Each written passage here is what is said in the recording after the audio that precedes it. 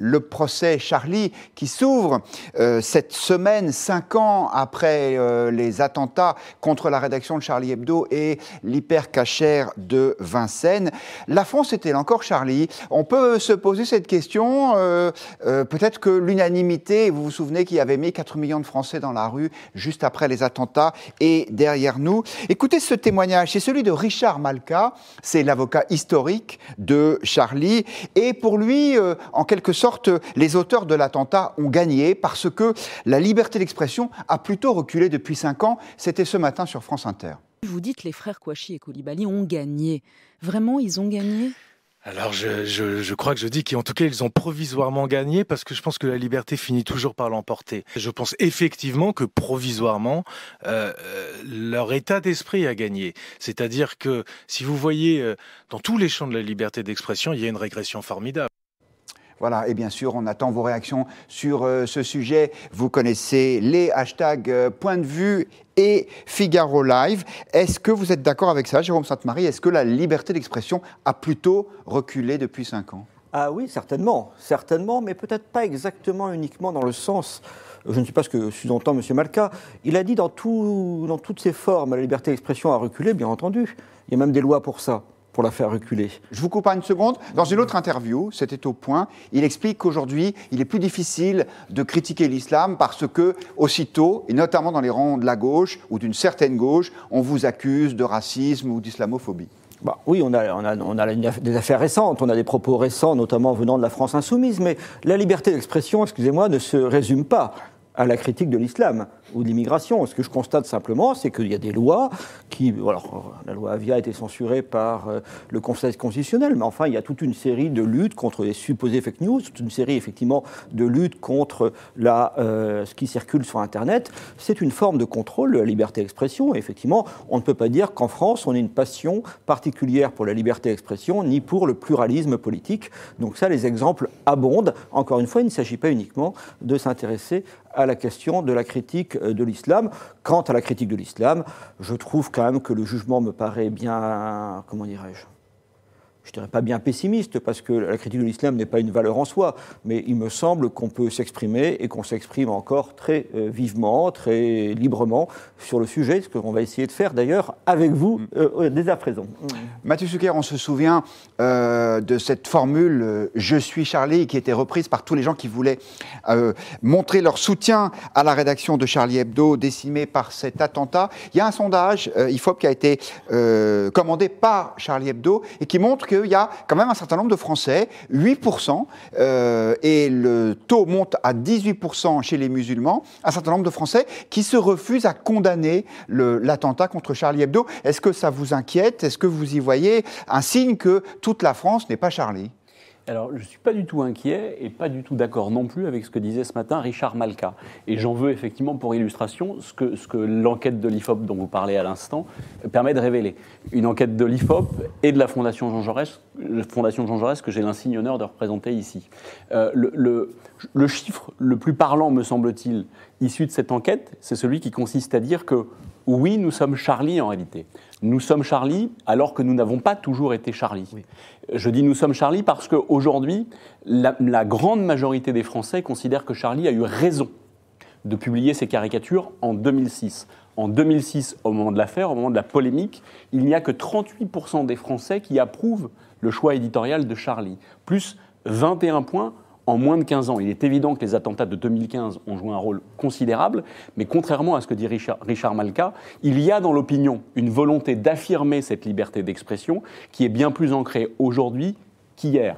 Et deuxième élément, vous passiez rapidement sur le mouvement qui avait mis 4 millions de personnes dans la rue en 2015. 4 millions de personnes, dans l'histoire de la France, de la République, mais même au-delà, c'est un score jamais atteint. Jamais l'opinion française n'avait manifesté une telle unanimité qu'à l'occasion de Charlie. Il y avait la défense de la liberté d'expression, dont je ne vois pas ce qui permet de dire objectivement qu'elle est aujourd'hui amputée, qu'elle ait besoin d'être régulée dans un monde où les canaux d'information, de communication et de débat se sont démultipliés. Les réseaux sociaux, bien sûr, mais même les chaînes d'information en continu. On allume aujourd'hui sa télévision, du matin au soir, on a des débatteurs, des gens qui librement peuvent s'emparer de tous les sujets de société. Ça n'existait pas il y a 20 ans. Donc aujourd'hui, tout le monde peut parler de tout le temps, y compris sur les réseaux sociaux. Et donc parfois, avec des arguments qui sont, si ce n'est fallacieux, un style, une capacité à s'injurier, à ne pas se respecter, qui mérite d'être canalisée. Mais encore une fois, tout cela ne dit pas que la liberté d'expression est aujourd'hui menacée. Jérôme Sainte-Marie, je vous laisse répondre. J'ajoute simplement un élément sur le point du sondage que vous citiez, plus exactement un chiffre. Effectivement, 59% des Français considèrent que Charlie Hebdo a eu raison de publier les caricatures de Mahomet. Donc, 21% de plus qu'il y a 15 ans. Voilà, c'est ça. Dans ce sondage, IFOP, Fondation Jean Jaurès. Je trouve que ce qu'a fait la Fondation Jean Jaurès avec l'IFOP est très intéressant. Très intéressant quand on regarde le détail des résultats. Mais il y a des regroupements qu'il faut faire attention à ne peut-être pas faire. J'entends partout, y compris à l'instant, que 18% des musulmans ne condamnent pas les attentats. En réalité, la question est posée de manière très précise. On permet aux gens, aux Français, à tout le monde, de dire vous les condamnez absolument, etc. Machin. Ou bien, il y a l'item ne les condamne pas. Ne les condamne pas, seuls 4 ou 5%, je crois, des musulmans choisissent, je ne les condamne pas. Ce qui signifie quasiment je les approuve, mais enfin bon, voilà, je ne les condamne pas. C'est en prenant les 9 musulmans, pardon Jérôme, 5% des musulmans et 3% de l'ensemble de la population. Voilà, et c'est uniquement en additionnant à ces 5%, les 13% qui ont choisi « je ne me prononce pas », qu'on dit 18% n'exprime pas de condamnation. Ça me paraît quand même un peu rapide, parce que quand j'ai entendu 18%, moi j'ai compris 18% quasiment les approuver. Mais quand on dit ça me laisse indifférent, ça veut dire je ne condamne pas, non ? Attendez, on ne condamne pas. Enfin, je ne sais pas comment on dirait ça. Si on faisait ça pour tous les sondages, sur tous les sujets, on aurait des chiffres c'est vous le sondeur, à dans le test que sur n'importe quoi.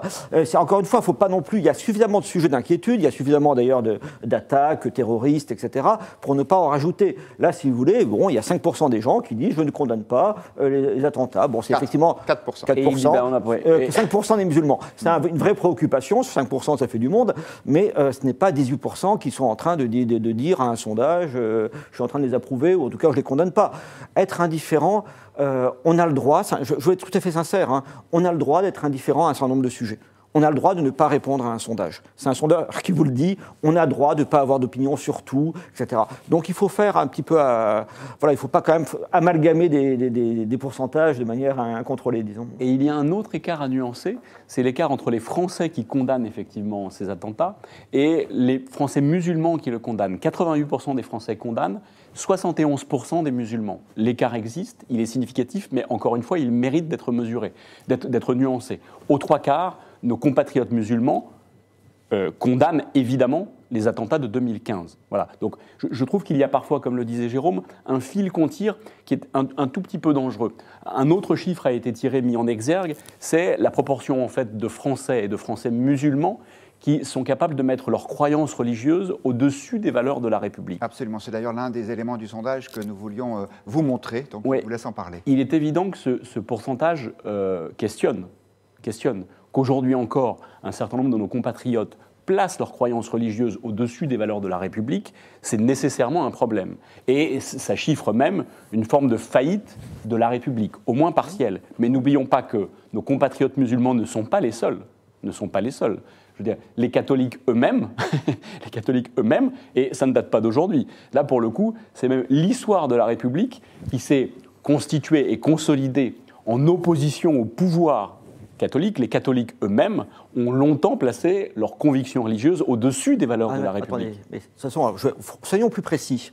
Moi, on va l'avoir tout de suite d'ailleurs, on va l'avoir tout de suite, cette réponse à cette question. En général, faites-vous passer vos convictions religieuses avant les valeurs de la République? Et effectivement, on constate que la proportion de réponses positives est plus forte chez les Français musulmans, et là, en l'occurrence, on se focalise chez les jeunes. 2 fois plus forte, même. Chez les musulmans, 2 fois plus forte. 2 fois plus forte, et que plus les musulmans sont jeunes, et plus, à en croire ce sondage, ils font passer leurs convictions religieuses avant les valeurs de la République. Mais vous savez, alors là-dessus, soyons extrêmement catégoriques, parce qu'il y a des ventilations très intéressantes dans ce sondage qui sont consultables sur le site de la Fondation Jean Jaurès et sur le site de l'IFOP. Je suis allé les voir avant l'émission. Et comme c'est un gros échantillon, l'IFOP a fait le tri parmi les Français non musulmans. On a pris les Français sans religion, Alors évidemment, eux, ils placent les valeurs de la République au-dessus de la religion qu'ils n'ont pas, mais ils sont très nombreux. Ensuite, vous avez les Français pratiquants irréguliers et les Français pratiquants réguliers. Catholiques réguliers. Alors là, on est là en train de se dire, ah oui, 40% des Français musulmans placent les valeurs de leur religion au-dessus de celles de la République. Eh bien, pour les catholiques pratiquants réguliers, dans ce même sondage, c'est précisément 41%, au-dessus. Et c'est là où mon seul point de différent là-dessus. Il se trouve que je n'ai pas une très grande foi religieuse, malgré mon patronyme, mais si j'étais croyant, ça me paraîtrait assez logique. Je vous prends un exemple extrêmement privé, mais pour bien me faire comprendre par tout le monde. Je me suis marié civilement. Ma belle-mère, qui est très catholique, considère que je me suis à peine marié. Qu'elle considère, comme beaucoup de catholiques, et c'est tout à fait légitime, que le mariage religieux a plus de valeur que le mariage civil. C'est pour ça qu'on appelle ça un sacrement. C'est le droit des gens. Et c'est là où il faut faire attention à la question qui est posée. C'est les valeurs de la République par rapport aux valeurs de la religion. La plupart des gens qui croient forcément en leur religion, quelle qu'elle soit, placent leurs valeurs religieuses, leurs valeurs morales religieuses, au-dessus de la valeur de la République, qui n'est jamais qu'un régime politique. C'est tout à fait logique. La question serait beaucoup plus inquiétante, et les réponses beaucoup plus inquiétantes, si on parlait de l'application des lois de la République. Nous savons très bien dans l'histoire de France qu'à la fin du XIXe siècle, eh bien, les catholiques, l'Église, s'étaient plus ou moins et très progressivement ralliés aux institutions du régime en place, c'est-à-dire la République. Ça aurait été un autre, il serait rallié aussi. C'est la doctrine religieuse classique, catholique classique. Mais certains ne s'y ralliaient pas au fond de leur cœur, mais ils appliquaient tous les lois du régime en place, en l'occurrence de la République, et quand il fallait aller mourir à la guerre pour défendre et la France et ce régime, ils allaient mourir.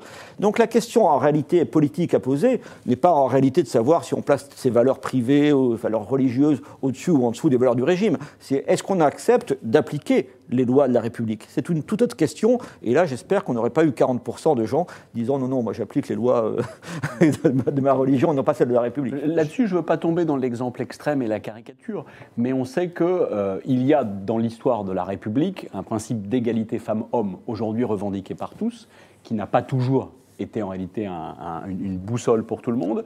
Et dans l'égalité femmes-hommes, il y a un processus d'émancipation des femmes qui est passé notamment par la maîtrise de leur fécondité et la liberté de disposer de leur corps.